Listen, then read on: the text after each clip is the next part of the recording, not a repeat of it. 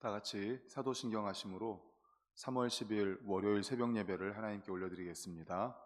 전능하사 천지를 만드신 하나님 아버지를 내가 믿사오며 그 외아들 우리 주 예수 그리스도를 믿사오니 이는 성령으로 잉태하사 동정녀 마리아에게 나시고 본디오 빌라도에게 고난을 받으사 십자가에 못 박혀 죽으시고 장사한 지 사흘 만에 죽은 자 가운데서 다시 살아나시며 하늘에 오르사 전능하신 하나님 우편에 앉아 계시다가 저리로서 산자와 죽은 자를 심판하러 오시리라. 성령을 믿사오며 거룩한 공회와 성도가 서로 교통하는 것과 죄를 사하여 주시는 것과 몸이 다시 사는 것과 영원히 사는 것을 믿사옵나이다. 아멘. 찬송가 217장입니다. 찬송가 217장입니다.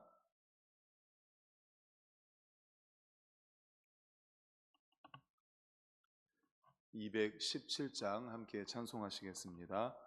하나님이 말씀하시기를 내 맘을 나에게 바치어라. 너 어디 있든지 날 섬기며 기쁘게 날 항상 의지하라. 바치어라 내 마음을 주께서 나에게 이르시네. 캄캄한 죄에서 불러내신 주께서 늘 인도하시리라. 구주께서 말씀하시기를 내 맘을 나에게 다 바치고 사악한 죄에서 벗어나면 나 어찌 널 구원 않겠느냐. 바치어라 내 마음을 주께서 나에게 이르시네. 캄캄한 죄에서 불러내신 주께서 늘 인도하시리라. 성령께서 말씀하시기를 가진 바 모든 것 다 맡기고 내 맘도 기쁘게 바치어라. 풍성한 은혜를 더하리라. 바치어라 내 마음을 주께서 나에게 이르시네. 캄캄한 죄에서 불러내신 주께서 늘 인도하시리라. 아멘. 이 시간 우리 합심하여 통성으로 기도하시겠습니다. 먼저 사순절 기간 저희들이 깊은 말씀 묵상으로 예수님을 묵상하고 예수님을 닮아가는 시간이 될 수 있도록 이 사순절 우리 모든 성도님들이 더 깊이 있게 예수님을 만나는 시간이 될 수 있도록 기도하겠습니다. 두 번째는 나라와 민족을 위해 기도하겠습니다. 정치, 경제, 사회, 문화, 교육, 국방, 외교 전반에 걸쳐 안정을 찾을 수 있도록 안정을 주시기를 우리 다 같이 주여 한번 외치시고 통성으로 기도하시겠습니다. 주여.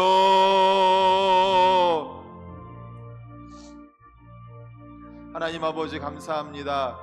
새벽을 깨워주시며 주님 앞에 나와 찬양으로 기도로 말씀으로 하루를 시작하게 하심을 감사합니다. 특별히 사순절 첫 번째 주간입니다. 하나님 아버지, 하나님 아버지, 저희들 아버지 앞에 이렇게 사순절 기간 말씀 묵상을 통하여서 깊은 말씀 묵상으로 더욱 하나님과 가까워지고 우리 예수 그리스도를 묵상함으로 예수 그리스도를 닮아가는 사순절 기간이 되게 하여 주시옵소서. 하나님 아버지, 예수 그리스도를 더 많이 생각하고 예수 그리스도를 더 많이 묵상하고 예수님의 고난과 십자가, 순종, 아버지 하나님 절제하며 근신하는 생활을 하는 저희들이 되게 하여 주시옵소서. 아버지 하나님, 또한 나라와 민족을 위해 기도합니다. 하나님 도와주십시오. 우리나라 대한민국을 속히 안정을 찾을 수 있도록 도와주시옵소서. 아버지 하나님, 위정자들이 하나님 아버지 개인의 이익, 당리 당략이 아니라 국민을 위한 정치, 나라를 위한 정치를 하게 하시고 아버지 경제가 속히 회복되게 하옵소서. 건축 경제, 또 아버지 하나님, 아버지 전 경제가 아버지 하나님 무너졌습니다. 하나님 회복시켜 주시옵소서. 의정 갈등이 회복되게 하여 주시고 또 국방, 외교, 교육 하나님 아버지 안정을 찾을 수 있도록 하나님 아버지 역사하여 주시옵소서.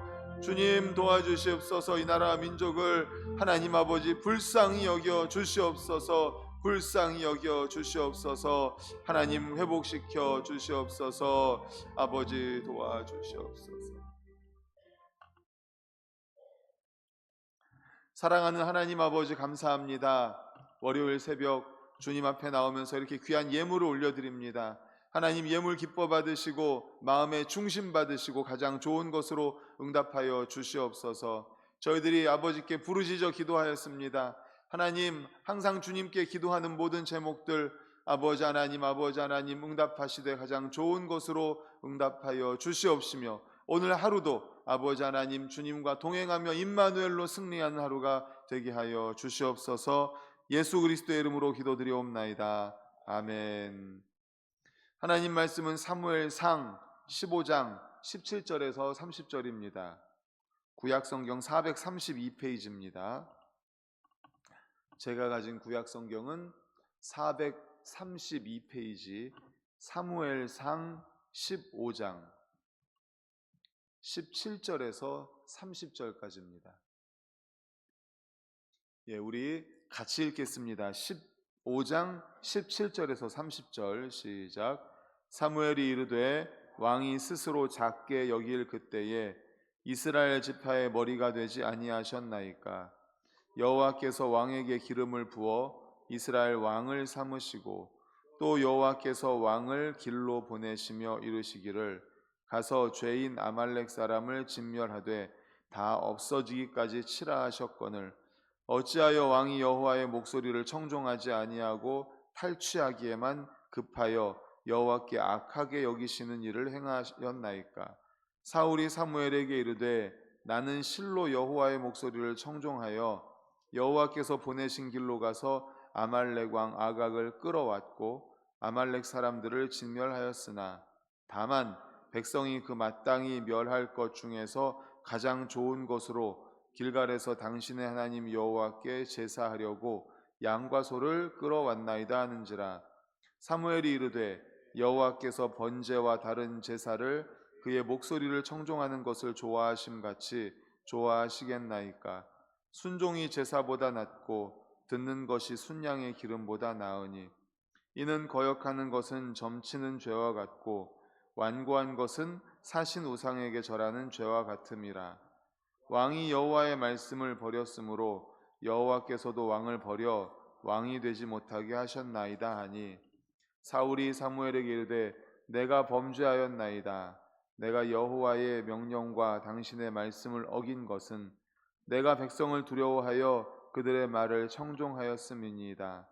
청하오니 지금 내 죄를 사하고 나와 함께 돌아가서 하여금 여호와께 경배하게 하소서 하니 사무엘이 사울에게 이르되 나는 왕과 함께 돌아가지 아니하리니 이는 왕이 여호와의 말씀을 버렸으므로 여호와께서 왕을 버려 이스라엘 왕이 되지 못하게 하셨음이니이다 하고 사무엘이 가려고 돌아설 때 사울이 그의 겉옷자락을 붙잡음에 찢어진지라. 사무엘이 그에게 이르되 여호와께서 오늘 이스라엘 나라를 왕에게서 떼어 왕보다 나은 왕의 이웃에게 주셨나이다. 이스라엘의 지존자는 거짓이나 변개함이 없으시니 그는 사람이 아니심으로 결코 변개하지 않으십니다 하니 사울이 이르되 내가 범죄하였을지라도 이제 청하옵나니 내 백성의 장로들 앞과 이스라엘 앞에서 나를 높이사 나와 함께 돌아가서 내가 당신의 하나님 여호와께 경배하게 하소서 하더라. 아멘. 오늘은 사무엘상 15장 17절에서 30절을 본문으로 고집이라는 제목의 말씀으로 함께 은혜를 나누고자 합니다. 우리가 겉으로는 하나님의 뜻을 따른다고 하면서 사실 속으로는 자신이 뜻한 바를 이루기 위해서 고집을 부릴 때가 있습니다. 오늘 본문에서도 그렇게 자기 고집에 갇혀서 결국은 하나님께 버림받는 한 사람이 나오는데 그가 바로 사울 왕입니다.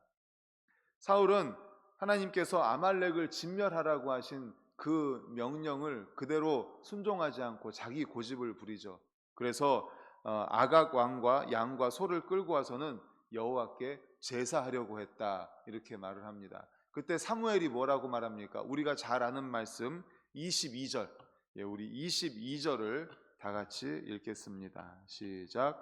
사무엘이 이르되 여호와께서 번제와 다른 제사를 그의 목소리를 청종하는 것을 좋아하심같이 좋아하시겠나이까?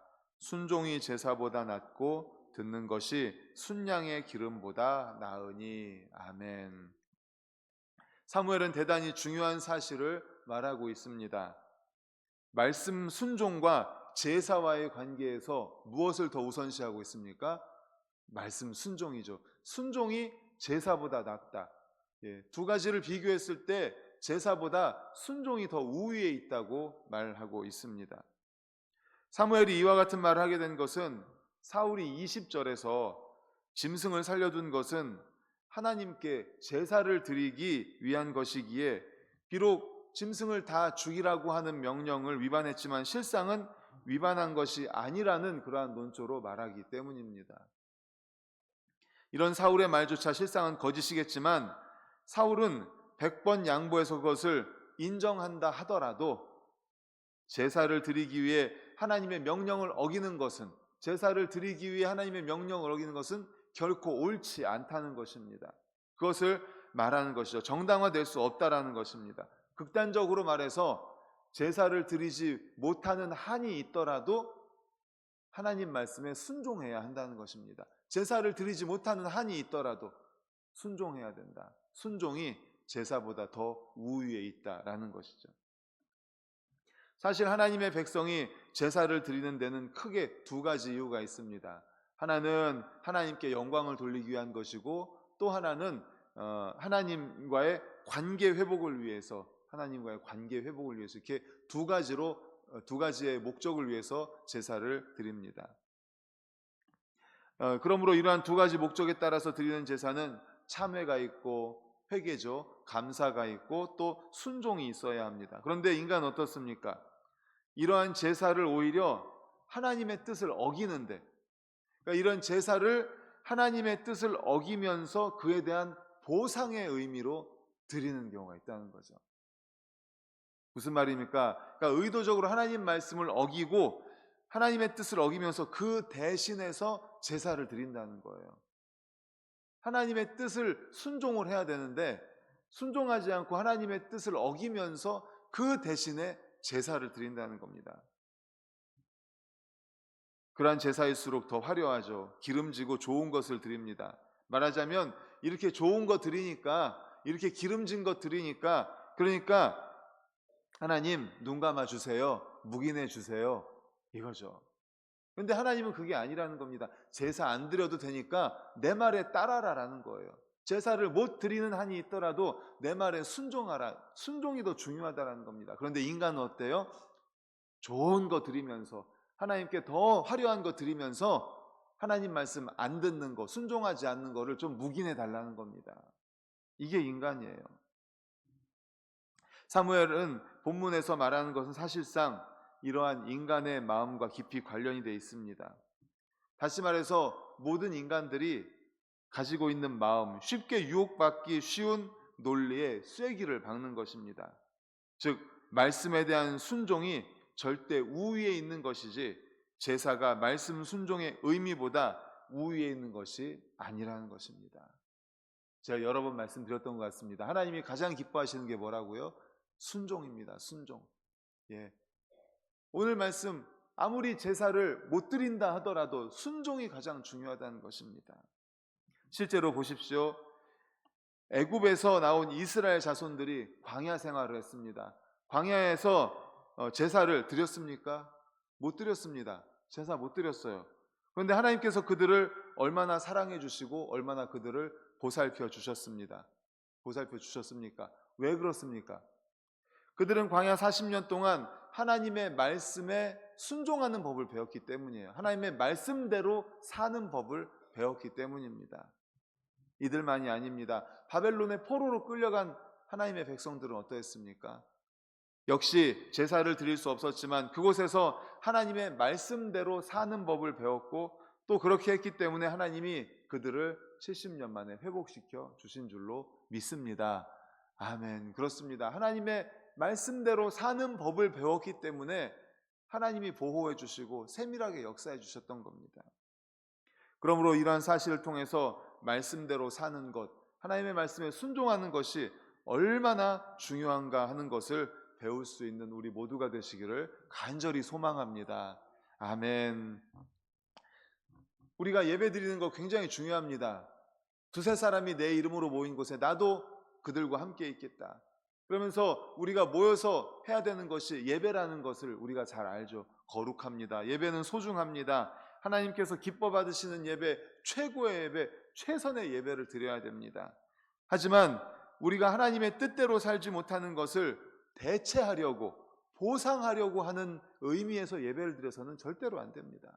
말씀드린 것처럼 내가 하나님의 말씀을 순종하지 않고 뜻대로 살지 못하면서 더 좋은 예배를 드리는 거예요. 더 좋은 것을 하나님께 드리면서 그렇게 살지 못한 것을 묵인해 달라고, 그것으로 보상하려고 해서는 안 된다는 것입니다. 오히려 우리의 예배, 찬양, 또 기도, 헌신, 봉사, 헌금, 그러한 얄팍한 것들로 오해받지 않게 하기 위해서라도 우리는 어떻게 해야 됩니까? 말씀대로 살기 위해서 몸부림쳐야 합니다. 말씀대로 살기 위해서 몸부림쳐야 돼요. 그렇게 말씀대로 살면서 하나님께 예배를 드릴 때 하나님이 얼마나 기뻐하시겠습니까?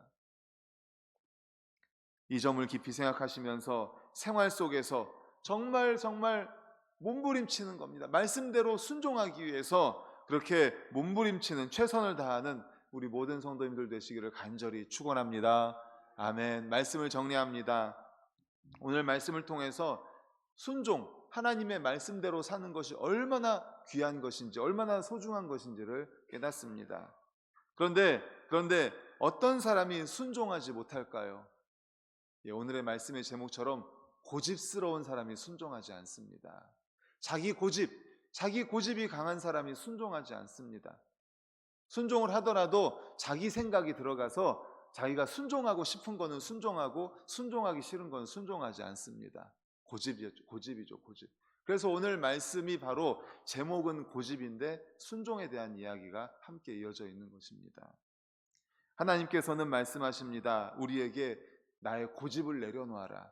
나의 고집을 내려놓고 온전히 순종하라 라고 말씀하고 계십니다.